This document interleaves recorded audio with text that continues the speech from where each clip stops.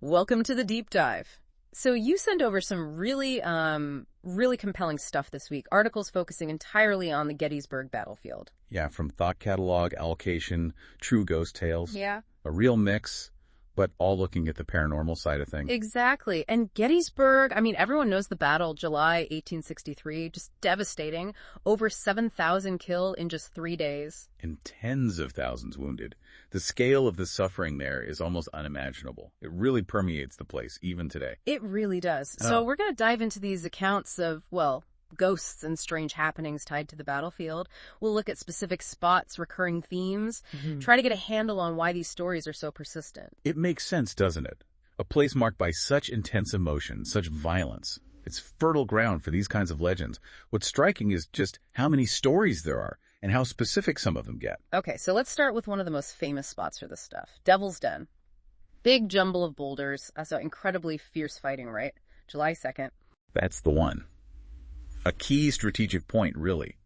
Both sides wanted it badly. Offered great cover for sharpshooters. And the fighting there was brutal. Absolutely brutal. Confederates under Longstreet eventually took it from Sickles' Union troops, but the cost was huge. You're talking, what, around 1,800 Confederate dead right there, maybe 800 Union soldiers in that one spot. Wow.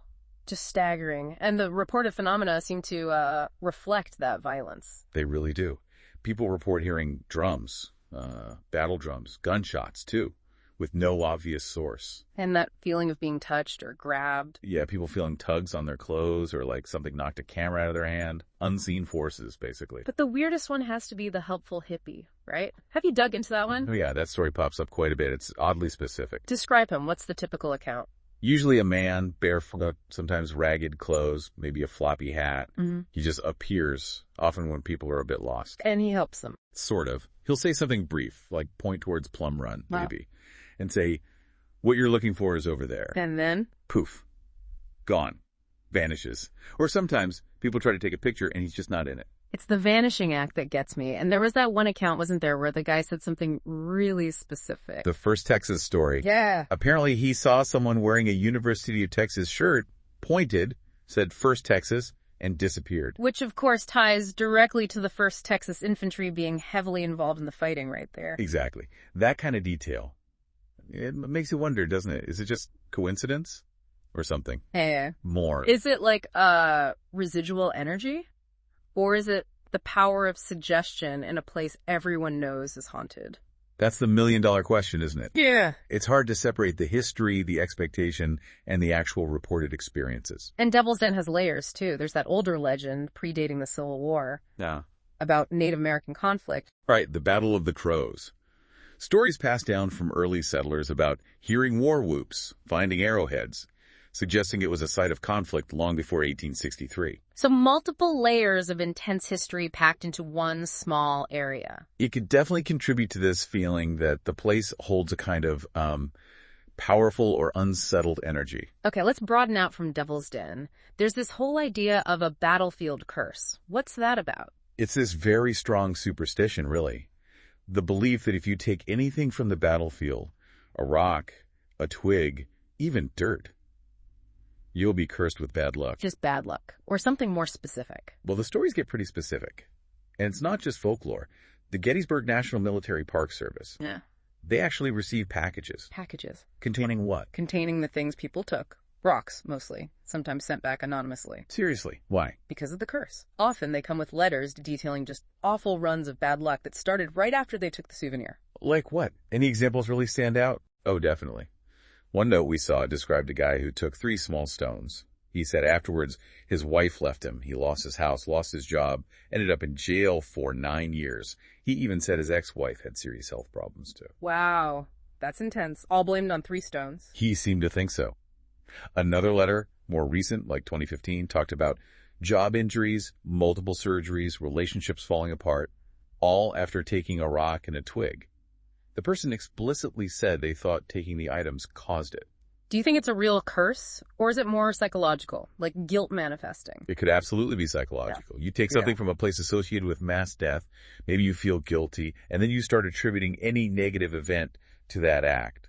But the Park Service itself feeds into it, doesn't it? How so? They strongly discourage taking anything. They refer to the items, even the rocks, as sacred. That language definitely adds weight to the idea of a curse. It's not just rule-breaking, it's almost sacrilege. That makes sense. And tied into this idea of battlefield objects. What about the Frowning Rock? That's a bizarre one. The Frowning Rock. Yeah, that is strange. It was a smaller boulder seen in an 1863 photo, had a distinct sort of frowny face shape. And it disappeared. Vanished sometime in the 90s. Just gone. But then, in 2005, it reappeared. Right back where it was supposed to be. What? How? Nobody seems to know. Was it moved and returned as a prank? Or something else? And then, to make it weirder, it disappeared again a few years later. Still missing, as far as we know. That's just odd. It feels like it fits the whole mysterious vibe of the place, though. It really does. It adds to the folklore, this idea that Gettysburg and its physical elements are somehow different. Not entirely stable, maybe. Okay, so beyond Devil's Den and the Curse, there are just so many other spots with stories. Let's run through some. The Jennie Wade house. Right. Jennie Wade, the only civilian killed during the battle. Hit by a stray bullet while baking bread indoors. Incredibly tragic. And the reports from her house? Often auditory. Hearing her voice or children's voices. Cold spots are common too.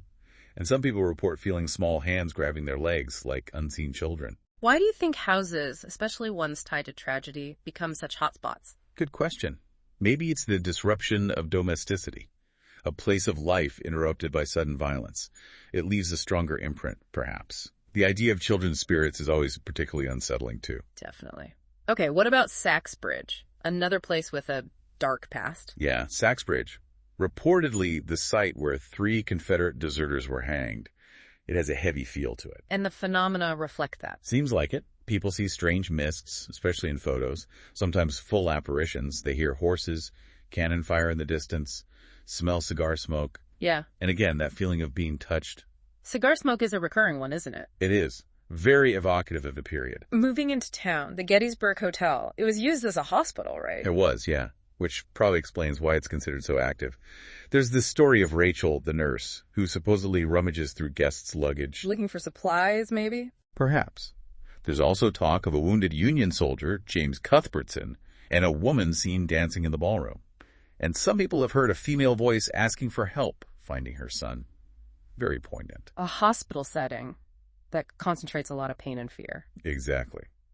Even Gettysburg College also uses a hospital, has that one really startling story. And one with the elevator. That's it. Early 1900s, 2 employees go down to the basement. The doors open onto a full-blown, gory Civil War operating room scene. Doctors, blood, chaos. No way. That's the report. Apparently one of the spectral doctors noticed them, started walking towards them, and suddenly they were back upstairs, elevator normal, scene gone. That is incredibly vivid, almost too cinematic. It is, isn't it? But it's a persistent story associated with the college. What do you make of something that specific? Right. Residual energy. A waking dream. Hard to say. But speaking of tangible history, the Farnsworth House Inn, you can still see the bullet holes. Over 100 bullet holes, yeah. Used by Confederate sharpshooters. And it's supposedly teeming with spirits. Yeah. Some claim over a dozen. A midwife nurse, Confederate soldiers, even a little boy named Jeremy who died nearby. Guests report all sorts of things, noises, singing, feeling someone sit on the bed, seeing quick flashes of figures. A whole cast of characters. Seems like it. Then there's the Tilly Pierce House Inn, named after the teenager who wrote about her experiences nursing soldiers. What happens there? Reports mention seeing a soldier walk down the stairs into one of the main rooms, look around, and then quickly retreat back up. Also, unexplained footsteps from the attic, tied to Tilly's memories, perhaps. Could be. We also have the Dobbin House Tavern. Bloodstains that appear and disappear. That's the legend. And talk of spirits of former slaves connecting to its history potentially as part of the Underground Railroad adds another layer of heavy history. And the Daniel Lady Farm, a Confederate field hospital. Yeah, known for incredibly brutal surgeries, associated strongly with the ghost of General Ewell and supposedly thousands of soldiers, field hospitals. Just sites of unimaginable suffering. It seems like even places slightly removed from the main fighting aren't immune. Like the Cashtown Inn. Right, a few miles out, but used as Confederate headquarters early on. Stories there include weird lights or skeletal shapes in photos, suitcases apparently packing themselves, doors slamming, lights flicking on and off, classic poltergeist type stuff. And the Quality Inn near Lee's headquarters, similar things. Pretty much. Front door opening by itself, objects moving, heavy laundry carts shifting on their own, lights, and sometimes the sound of gunshots. The battle's influence spread wide. Okay, Ballarity Inn, Union Hospital, right? Ballarity Inn, yes, Yeah. Union Hospital side. Guests report encounters. And there's that odd local legend, apparently from a psychic, about Confederate soldiers buried under the tennis court nearby. A psychic said that. Okay. Adds another layer, I guess. It certainly fuels the local lore. What about the ghost train? Is that an actual train? No, it's more of a phenomenon reported by tourists, often near the old railway lines. Smelling cigar smoke again. Seeing shimmering figures that look like soldiers, maybe linked to the trains bringing troops in or taking wounded out. And Little Round Top, during the filming of the Gettysburg movie, extras had experiences. Yeah, that's a fascinating cluster of accounts. Extras reported meeting an old man in a really authentic-looking but ragged Union uniform. Said he smelled strongly of sulfur, like gunpowder. And he gave them something. Gave them ammunition, which they later found out was genuine, original 1860s ammo. Get out! Seriously. That's the story. Plus other reports during filming seeing ghostly soldiers run between trees, the air getting thick and heavy, smelling gunpowder, hearing distant cannons when none were being fired for the movie. Wow. Did recreating the battles stir things up? It's a compelling thought, isn't it? Yeah. Like the reenactment resonated with something already there. Okay, just a few more spots mentioned in the sources. Hoffman Mansion. Disembodied voices. Apparitions of Union soldiers reported there. The wheat field. Site of horrific fighting. Yeah, thousands died there. People report seeing ghostly soldiers walking right through the tall wheat. Spangler's Spring. A critical water source during the battle. The legend is that spectral soldiers from both sides still meet there, maybe trying to get water, a place of temporary truce, almost. An Evergreen Cemetery, besides being a cemetery. Reports of heavy, cold air, a mist forming into a figure some think resembles Jennie Wade, and hearing a distinct, sorrowful cry. Okay. So, pulling back from the individual spots, the sheer number, the variety, it's overwhelming. It really is. And across all these stories, you start to see patterns, right? Recurring themes. Like what? What stands out to you? Well, the biggest one, obviously, is this idea of strong emotional residue, the intensity of the suffering, the fear, the sudden death. It's like it's soaked into the ground, into the buildings. It's like an echo that won't fade. Exactly. Yeah. And related to that is the theme of spirits being stuck. Maybe they died violently or suddenly. Maybe they're reliving their last moments, unable to move on. That comes up a lot. Makes sense in the context of a battle. But what about other explanations? Well, you absolutely cannot discount the power of suggestion. Gettysburg is the site of a famous battle, and it is famous for ghost stories.